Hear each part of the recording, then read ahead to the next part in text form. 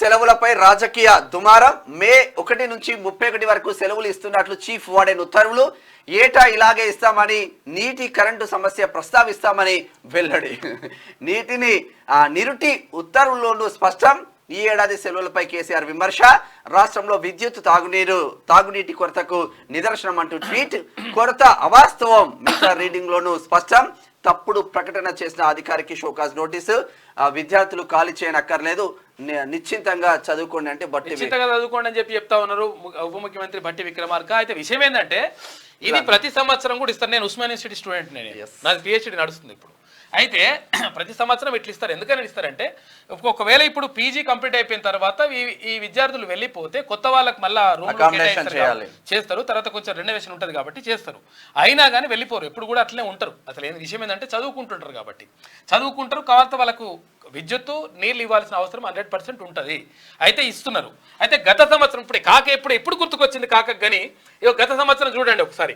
గత ఏడాది ఉత్తర్వుల్లోనూ నీరు కరెంటు కొరతను ప్రస్తావించిన చీఫ్ వార్డెన్ అని చెప్పేసి ఒక వార్త ఒకసారి ఇక్కడ లెటర్ కూడా చూసుకోవచ్చు. 2023 12/5/2023 నాడు ఇచ్చిండు.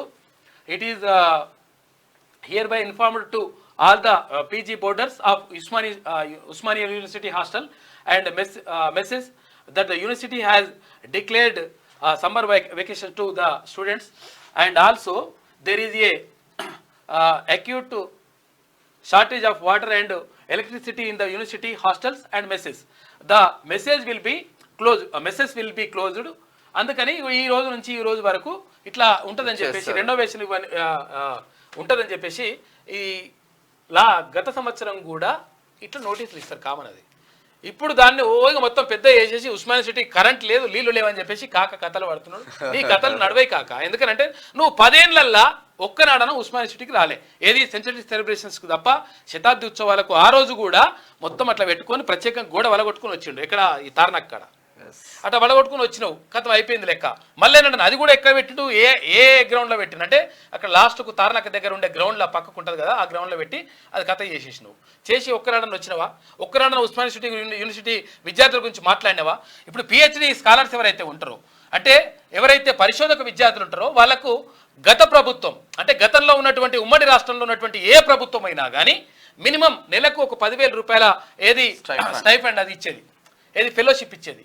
ఎందుకనంటే వాళ్ళు పరిశోధన చేసుకోవాలంటే, ఏదైనా ఎక్విప్మెంట్స్ కొనుక్కోవాలంటే, లేకపోతే ఎక్కడైనా పర్యటనకు వెళ్ళాలంటే ఇదంతా కూడా ఖర్చు అవసరం ఉంటుందని చెప్పేసి గత ప్రభుత్వాలు ఇచ్చేది.